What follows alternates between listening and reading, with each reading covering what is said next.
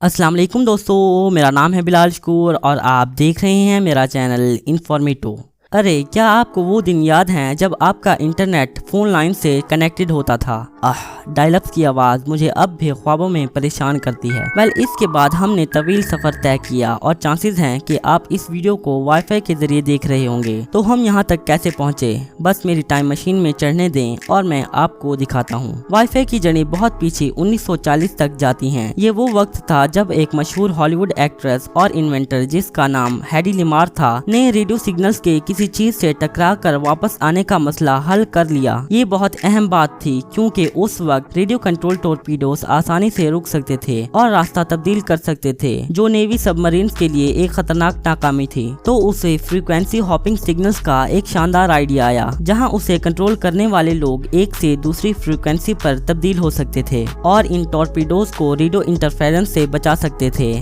اور اب 1980 کی طرف فاسٹ فارورڈ ہوتے ہیں۔ یہ وہ وقت تھا جب پرسنل کمپیوٹرز ہماری زندگیوں میں آنا شروع ہوئے تھے، لیکن اس وقت کمپیوٹرز ایتھرنیٹ کیبلز کے ذریعے انٹرنیٹ سے جڑے ہوتے تھے۔ مجھے لگتا ہے کہ سائنسدان اس وقت ان ساری کیبلز کے آپس میں پھنس جانے سے تھک گئے تھے، اس لیے انہوں نے ڈیٹا کو بھیجنے کے لیے ریڈیو سگنلز کو چنا۔ البتہ پہلی کچھ کوششیں ناکام رہیں، کیونکہ سگنلز دیواروں، فرنیچر اور جو بھی کمپیوٹر کے راستے میں ہوتا تھا اس سے ٹکرا جاتے تھے۔ جو سائنسدان اس وقت نہیں جانتے تھے وہ یہ تھا کہ یہ مسئلہ کمپیوٹر کی ایجاد سے بھی ایک دہائی پہلے حل کر لیا گیا تھا۔ یہ 1970 سے شروع ہوتا ہے۔ ایک الیکٹریکل انجینئر ڈاکٹر جان او سلیون، جس کو the father of wi fi بھی کہا جاتا ہے، وہ اور اس کی ٹیم اس وقت دو بلیک ہولز کے ریڈیو سگنلز کو ڈیٹیکٹ کرنے کی کوشش کر رہے تھے، اور وہ پیچیدہ ایکویشنز کو لائے جنہیں فاسٹ فیورئر ٹرانسفارمز کہا جاتا ہے۔ بدقسمتی سے وہ ان بلیک ہولز کو ڈیٹیکٹ نہیں کر سکے اور انہوں نے اپنے سارے آلات کو شیلفز میں رکھ دیا۔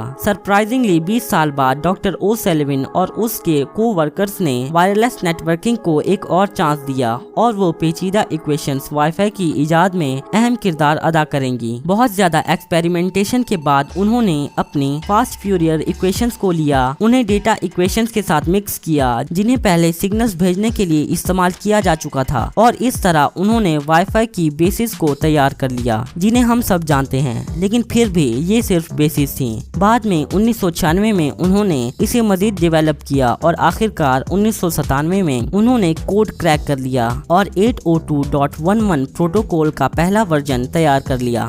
تو اس نام کے بارے میں بات کرتے ہیں جس سے آپ زیادہ واقف ہیں، وائی فائی۔ اس کا کیا مطلب ہے؟ مجھے ہمیشہ لگتا تھا کہ یہ شاید کوئی دو ٹیکنیکل ٹرمز ہیں، لیکن سچ تو یہ ہے کہ اس کا مطلب دراصل کچھ بھی نہیں۔ اس کی نیمنگ سچویشن دراصل کچھ ایسی تھی، چونکہ ان کے پہلے پروٹوکول وائی فائی کو 802.11 سے کچھ کیچیر نام کی ضرورت تھی۔ ہاں، اچھا خیال تھا۔ تو انہوں نے کچھ لوگوں کو اس میں ان کی مدد کے لیے ہائر کیا اور وائی فائی بنا۔ وائی فائی ہائی فائی سے ملتا ہے، جس کا مطلب ہے ہائی فیڈلٹی، ایک ٹیکنیکل ٹرم جو ہائی کوالٹی آڈیو ٹیکنالوجی کے لیے استعمال ہوتی ہے۔ اب خود کو کیفے میں چلتے اور IEEE 802.11 کا پاسورڈ پوچھتے تصور کیجئے۔ ہاں، عجیب لگتا ہے نا؟ اب ہم نے تمام دہائیوں کو کور کر لیا، اور یہ کہ یہاں جہاں ہم آج ہیں کیسے پہنچے۔ اب اس پر نظر دوڑاتے ہیں کہ وائی فائی واقعی کیسے کام کرتا ہے۔ آپ پہلے سے یہ جانتے ہیں کہ wireless internet files, pictures, messages اور بہت کچھ بھیجنے میں مدد کرتا ہے، لیکن کیا آپ جانتے ہیں کہ یہ ریڈیو ویوز کے ذریعے ہوتا ہے؟ ہیڈی لیمار اور ڈاکٹر او سیلوین کو مت بھولے گا، میں نے آپ کو یہ سب ایک وجہ سے بتایا ہے۔ ہاں، وائی فائی ریڈیو ویوز کا استعمال کرتا ہے ڈیٹا ٹرانسمٹ کرنے کے لیے آپ کے راؤٹر سے، جو آپ کی وائی فائی سورس ہے، اور آپ کی ڈیوائس یا ریسیور تک۔ یہ فریکوینسیز گیگا ہرٹز میں ماپی جاتی ہیں۔ اس بورنگ سائنٹیفک سٹف کو چھوڑیے اور یہ سنیے۔ یہ تصور کیجئے کہ آپ بیچ پر ہیں اور لہروں کو کنارے سے ٹکراتے ہوئے دیکھ رہے ہیں۔ اگر آپ ٹکرانے والی ہر لہر کے درمیان کا وقت کیلکولیٹ کریں تو آپ لہر کی فریکوینسی کو کیلکولیٹ کر رہے ہوں گے۔ فرض کیجئے کہ ہر لہر کو کنارے سے ٹکرانے میں جو وقت لگتا ہے وہ 1 سیکنڈ ہے، وہ سیکنڈ ہرٹز میں کیلکولیٹ کیا جاتا ہے۔ دوسرے الفاظ میں 1 ہرٹز 1 سیکنڈ کے برابر ہے، اور 1 گیگا ہرٹز کا مطلب ہے 1 بلین ویوز پر سیکنڈ۔ اگر آپ ان لہروں کو تیزی سے آتے ہوئے دیکھیں تو شاید آپ وہاں سے نکل کر پہاڑی پر چڑھنے کا سوچیں۔ تو فریکوینسیز جو وائی فائی راؤٹرز استعمال کرتے ہیں وہ 2.4 یا 5 گیگا ہرٹز پر سیکنڈ ہے۔ یہی وجہ ہے کہ ڈیٹا اتنی جلدی آپ کے فون میں ٹرانسفر ہو جاتا ہے۔ جب سپیڈ کی بات ہو تو 5 گیگا ہرٹز फ्रीक्वेंसी छोटे फासले पर ज्यादा इंफॉर्मेशन सेंड कर सकती है, जबकि 2.4 गीगाहर्ट्ज फ्रीक्वेंसी ज्यादा फासला कवर करती है लेकिन बहुत स्लो होती है। आपको घरों में मौजूद दूसरी डिवाइसेस के इंटरफेरेंस को दिमाग में रखना होगा जो 2.4 गीगाहर्ट्ज फ्रीक्वेंसीज को इस्तेमाल करती हैं। फॉर एग्जांपल, अगर आपके पास छोटे monitors, garage doors, microwave, cordless phones और वायरलेस कैमरास हैं तो ये आपके वाईफाई से मुदाखलत करेंगे और ये मुदाखलत शायद स्पीड को कम कर दे या आप अपना इंटरनेट कनेक्शन खो दें।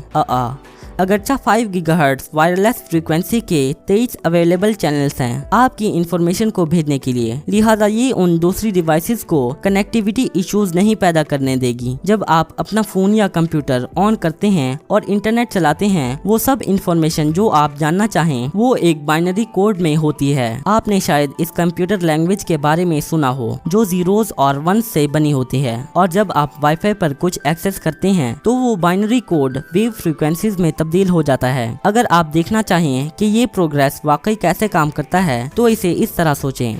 आप अपने दोस्त को अपने बर्थडे पर खींची एक अजीब तस्वीर भेज रहे हैं। जब आपने सेंड हिट किया तो वो तस्वीर छोटे पिक्सल्स या पैकेट्स में टूट गई और मुख्तलिफ राउटर से सफर किया जब तक ये आपके दोस्त तक ना पहुंची। फिर ये पैकेट्स किसी पहेली की तरह रीअसेंबल हो जाते हैं और आपका दोस्त अब ये तस्वीर देख सकता है। ये उस सब के साथ होता है जो आप भेजना चाहें, वीडियोस, रिकॉर्डिंग्स, हत्ता के मेरी आवाज और ये एनिमेशंस भी जो अब आप देख रहे हैं। Wow, mind blowing. क्या आपने कभी सोचा कि अगर हम इन रेडियो फ्रीक्वेंसीज को कमरे में चकराते देख सकते तो क्या होता? मैं खुद को आराम से सोफे पर बैठे और कैट वीडियोस देखते तस्वीर करता हूँ, मेरा मतलब काम करते हुए, और अचानक ये सारी वेव्स विजिबल हो जाती हैं और मैं सब कुछ देख सकता हूँ। मैं उन छोटे पैकेट्स को मेरे राउटर से फोन में जाते देखता हूँ, वो सारे पिक्सल्स और कलरफुल फ्रीक्वेंसीज हवा में उड़ते हुए मेरे सामने हर चीज स्लो मोशन में खींची लॉन्ग एक्सपोजर फोटो की तरह चल रही है, मेरे घर में छोटे रेनबो के तूफान जैसा।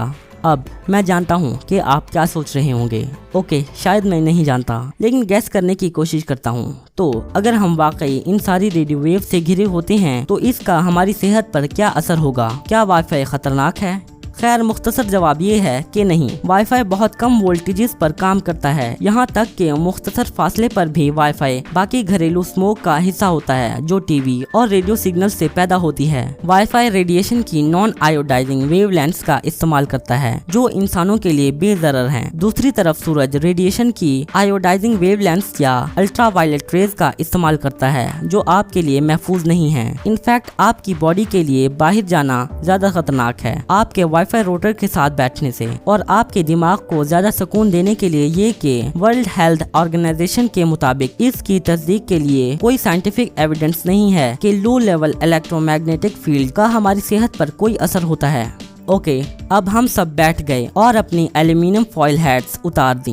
अब इस पर बात करते हैं कि हमारे घर की कुछ जगहों पर वाईफाई सिग्नल्स क्यों गिर जाते हैं। वाईफाई भी रोशनी और आवाज की तरह काम करता है। आप राउटर से जितना दूर होंगे इतनी कम एनर्जी आप तक पहुंचेगी। एक आम राउटर हर तरफ 100 फीट तक काम करता है और इनके सिग्नल्स को ब्लॉक करने वाली चीजों में वो हर चीज शामिल है जो बिजली कंडक्ट करती हो, जैसा कि मेटल्स, वाटर, मिरर्स और हत्ता कि हमारी बॉडी भी। फॉर एग्जाम्पल, अगर आप अपने राउटर और डिवाइस के दरमियान खड़े हों तो आप सिग्नल्स कम होते नोटिस करेंगे। बाज औकात मोटी दीवारें और कंक्रीट सिग्नल्स को रोक सकता है। आप शायद फर्क महसूस ना करें क्योंकि ये बहुत कम होगा। और दोस्तों, अब आप वाईफाई के बारे में ज्यादा जानते हैं जिस पर आप हर दिन घंटों गुजारते हैं। तो अगर आपको मेरी ये वीडियो अच्छी लगी हो तो इसे लाइक, शेयर और चैनल को सब्सक्राइब करना मत भूलिएगा। मैं मिलता हूँ आपको अपनी नेक्स्ट वीडियो में, तब तक के लिए अल्लाह हाफिज।